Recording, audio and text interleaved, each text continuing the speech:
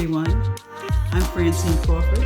Welcome to my podcast, Autumn is Here. To everything there is a season. Autumn comes in sometimes slowly, just cooling off the air with a little breeze. Then sometimes it can come in really quickly with a fast blast of cold air. Either way, autumn is coming. We know that when we see the leaves fall from the trees and they change colors, we know autumn is coming. In life, we have autumns. There are different situations that may come that we have to deal with, that they come unexpectedly. They will abruptly change your life, change your direction of your life, or derail you for a little bit. Sometimes these things are things that we had no clue would happen, or sometimes we're just not prepared for it. That's what this podcast is about. It is about talking about the autumns in our lives, the times and the situations and the positions we find ourselves in when we have not prepared for it, when it's been unexpected and things shift in our life. How do we deal with it? Do we deal with it? Or do we wait for someone else to deal with it? I wanted to talk about different autumns that may affect other people. And they could be economic autumns, there could be romantic autumns. But when I talked about my autumn, when I wanted to share one of my autumns, and I talk about my autumn in my life, was when my mom needed senior care. It seems like when I talk about that, people are still asking me questions over the years of how did you deal with it? What resources do you know about? Things like that. So that's what I'm going to do for this season of Autumn is Here. I'm going to talk about senior care and senior living. So let me first share my autumn with you. My autumn is when my mom needed me to be her caregiver. Now, my mother, let me give you a little bit about my mom. My mom was a very jovial person. She loved to dance. She loved to play cards. She loved to be social. She loved to joke. She was active in the community. She was a secretary to every organization that she was a part of. She loved church.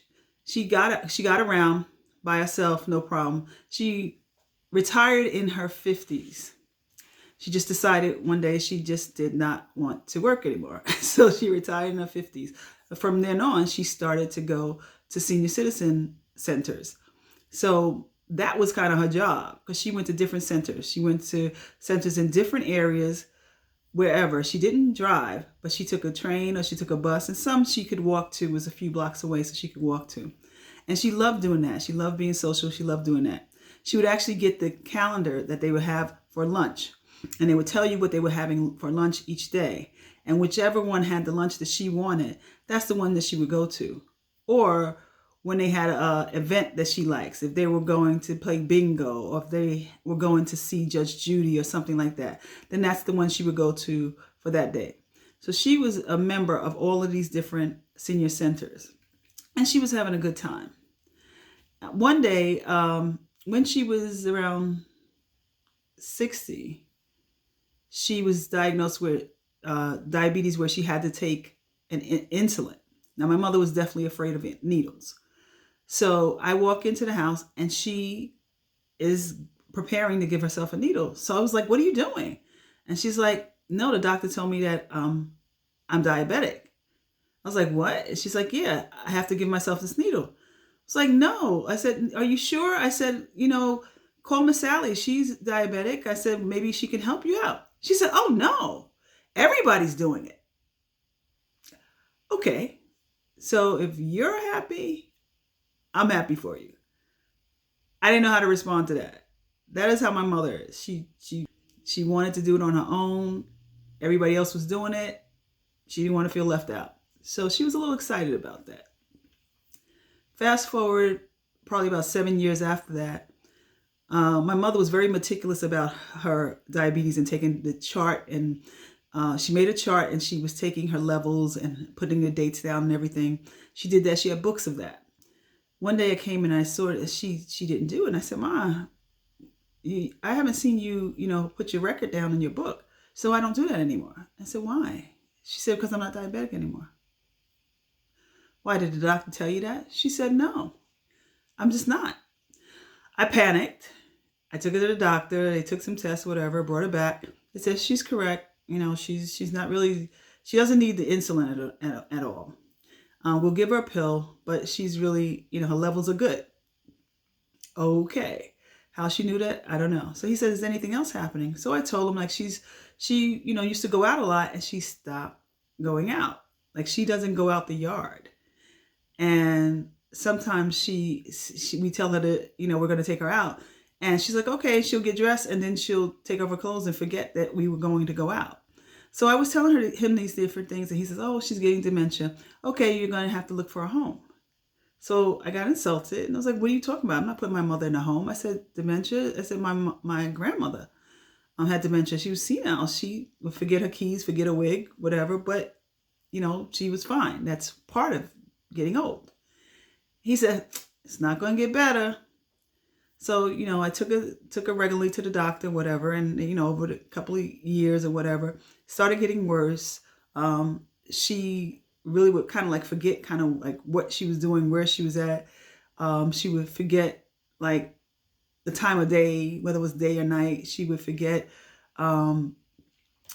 to like where to put things. She would put things like that belong in the refrigerator, in the cabinets, so things were getting a little scary. And he would say the same thing. You're going to have to put her in a home. And I'm like, I'm not putting my mother in a home. Like, I don't understand. But I did see that it was getting worse. And I noticed she would not leave the yard, and he asked if she wandered. And I said, she doesn't wander. She doesn't go anywhere. So one day I came home and I came in through the second floor, and it was like a strong gas smell. So I ran downstairs. Sure enough, the gas was on in the kitchen. She was in her room. The gas was on in the kitchen. And I knew, okay, this is really a problem because it's progressing. And he said that it would progress and probably progress quickly. So I was like, okay, we took the knobs off the stove, of course. But then it was like, okay, what am I supposed to do? So I went to the doctor again, and I told him, like, I don't want to put her in a home. What should I do? He said, well, I tell you what, I'll let you speak to a social worker. So we went right away to speak to a social worker, told the social worker what my mom was doing, and she says, okay, so she has Alzheimer's. And I was like, no, she doesn't have Alzheimer's. She has dementia. She said, what you're describing to me is Alzheimer's. So I said, well, the doctor didn't say that. Like, I'm hearing this from a social worker. It doesn't make sense. So why didn't the doctor say that? So I went right to the doctor because they were in the same building. And I said, the social worker said, my mom has Alzheimer's. So he said, yeah, Alzheimer's, dementia, the same thing. What? So, of course, Alzheimer's, I did know, was a sickness that they had no cure for, a disease they had no cure for.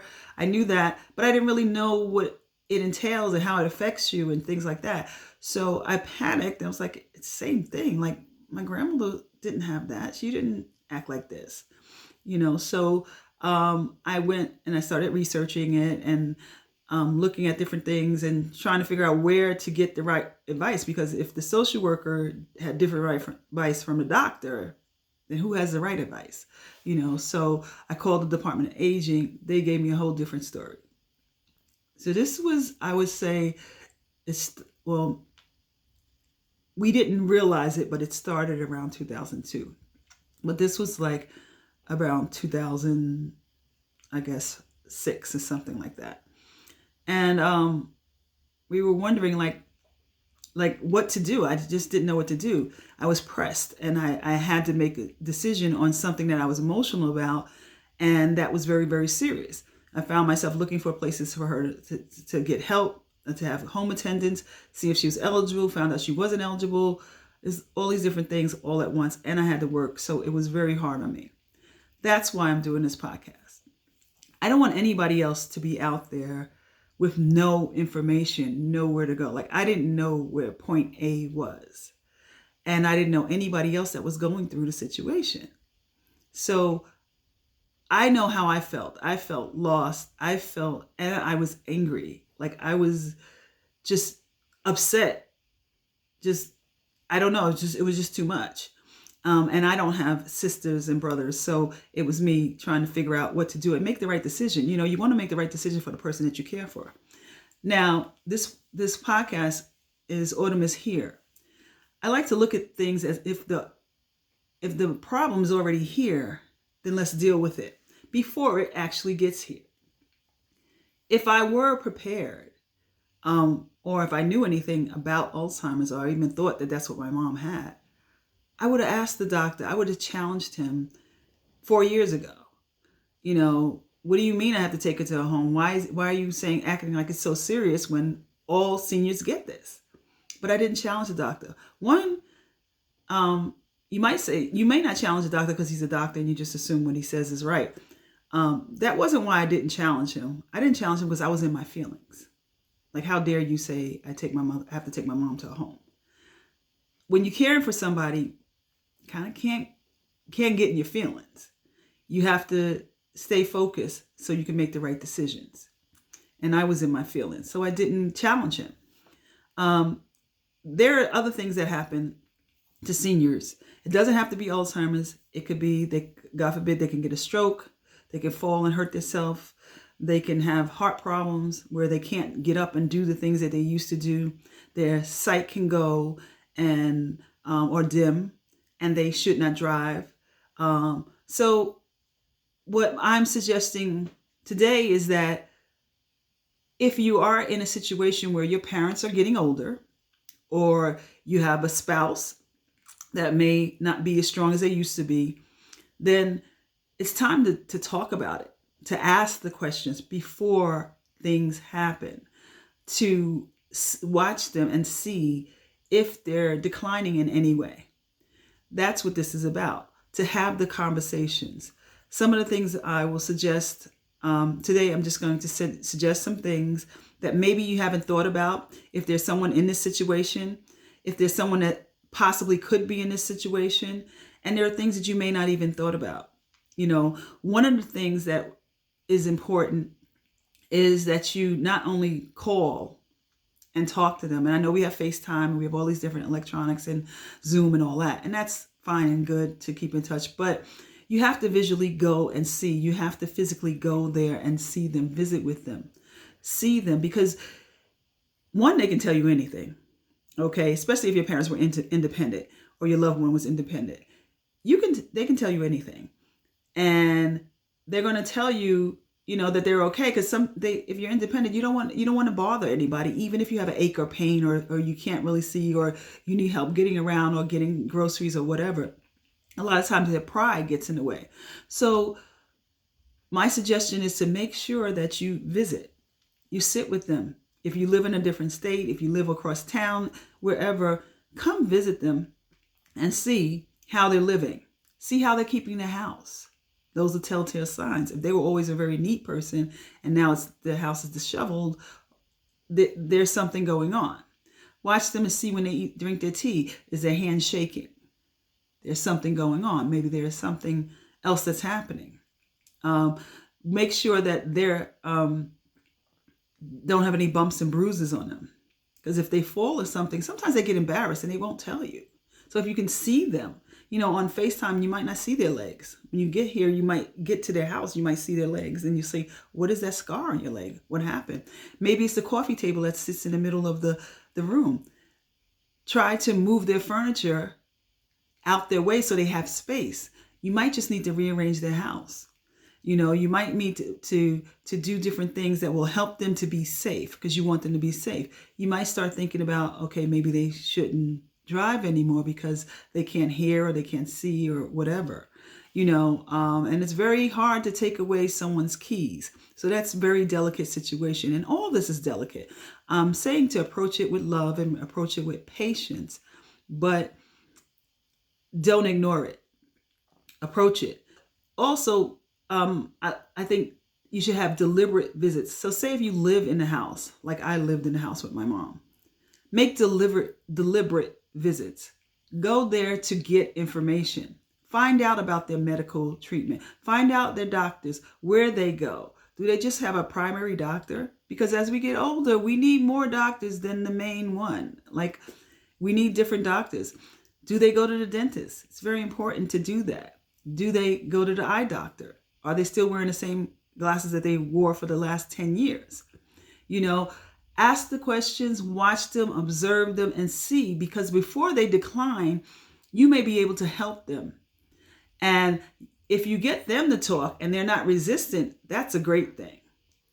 If you ask questions, but sometimes we're afraid to ask questions, um, they may have a own house and their house is 2 stories, and they can't climb upstairs, or that may be a danger to them.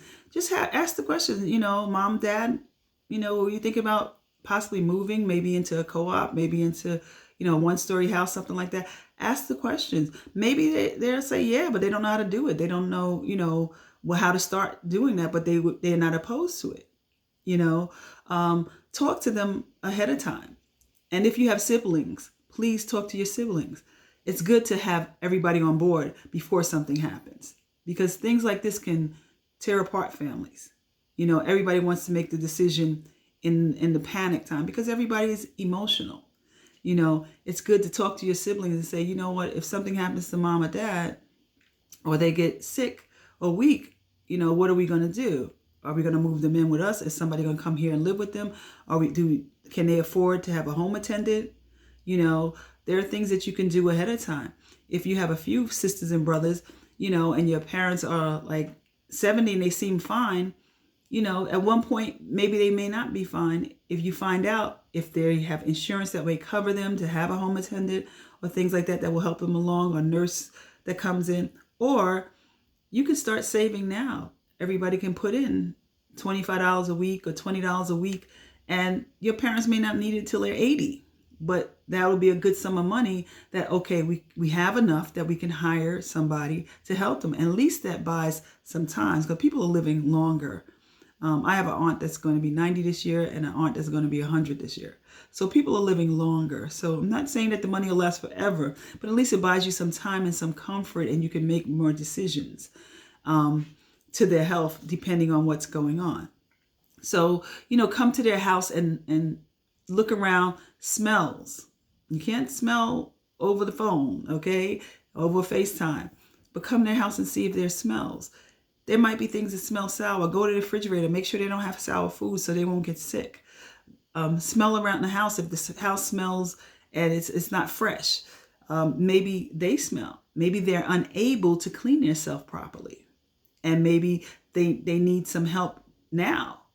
That's something that you can consider and think about. Make sure they have numbers, emergency numbers, posted large on the refrigerator or somewhere where they see it clearly. If something should happen to them, someone can come in and they can see a relative's number, or you can see their doctor's number or something like that clearly.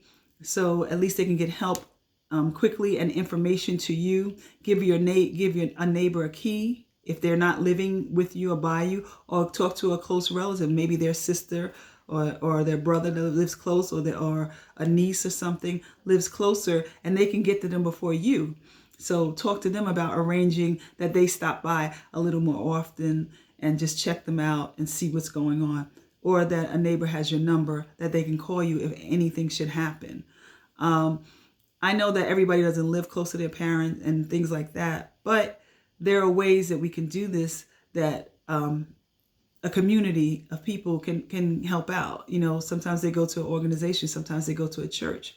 They have close friends there. Speak to them, maybe say, okay, well, if anything, here's my number, and give it to them. Make sure that all their medications, all their health issues, all that, because if emergency happens, you're going to need to know that. So it's so many things that we can prepare for, that we can make it easier for us to handle a situation, and we'll be able to give them a better quality of life. It's hard to do things on a spur of the moment when it's our loved one is at risk, and it's better on us. I can tell you from experience that it was so heavy on me. Like, I wasn't myself. I wasn't nice. I was frustrated. I was stressed. I was working. Coming home, trying to get home at a decent hour. Still, she used to, one time she forgot that she had eaten. and we had just gave her a plate. So that's how we knew that she had eaten. She came in fussing, and she's like, "When are you going to feed me?"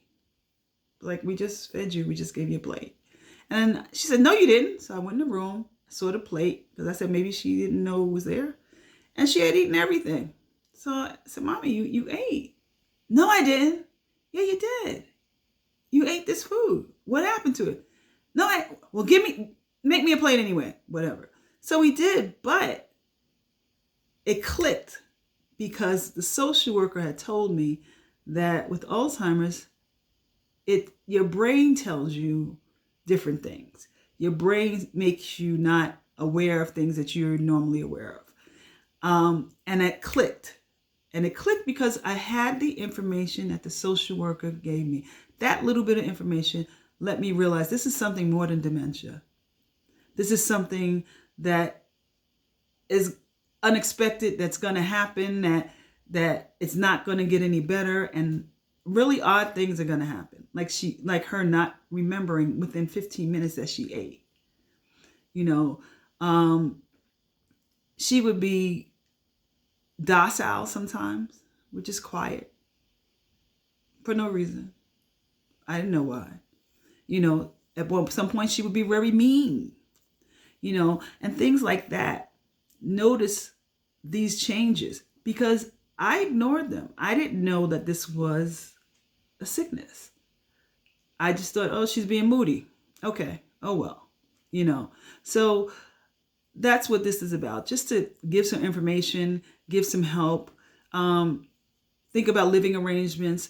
Think about the options that you might have, whether it doesn't have to be a nursing home. It could be a caretaker at home. They have day and night shifts. It can be a assisted living, a place that seniors live, that people are there to care for them. But if you have a memory loss, it's a little different.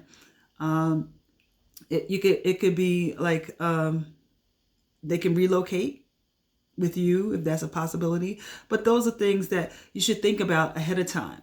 Now, the future shows are going to have different episodes that's going to talk about caregivers, that's going to talk about Alzheimer's, that's going to talk about living arrangements, that's going to talk about different situations that come up with seniors, how they live, how you deal with active seniors, active seniors that are not mobile and can't do what they used to do. How do you keep them fresh? How do you keep their mind going? How do you keep them encouraged and engaged? Things like that. We want to talk to some seniors, and this podcast is not just for the caretakers, it's also for the seniors. If you feel like you're in a situation where, wow, I never thought about anybody really taking care of me, you might have to start thinking about that and reaching out to whoever the next person is, whoever, is in your area, your niece, your nephew, your child, whatever, to say, hey, listen, I'm slowing down. Let's start talking about this. So if you initiate it, it's easier for them to, receive it, and if you, as a child or caregiver, niece, grandchild, whatever, and you want to ask the questions to them and they are not receptive of it, it's okay. Come back another time. Not too long a period of time, but come back another time. Just, ease into it. Because once you put it out there, believe me, they're thinking about it. So just ease into it, come back. Don't let them, get all out of sorts. Come back another day and see. Unless it's an emergency, but you're trying to do this before there is a crisis that happens. You want to treat them with how you want to be treated. Because if we are blessed and live longer, we're going to need somebody to take care of us also.